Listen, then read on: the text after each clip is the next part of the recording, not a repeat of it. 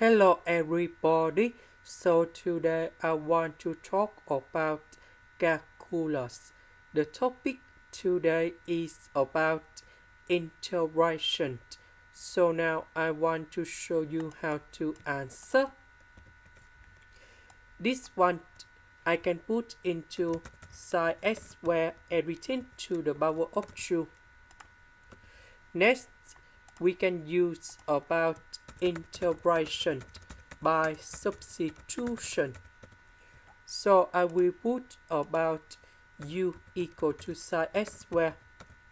Later that, we do first the derivative for the both sides and we have to sin x cosine x dx. This one we change by u. We know that sin 2x that is about this one and we need to change by du.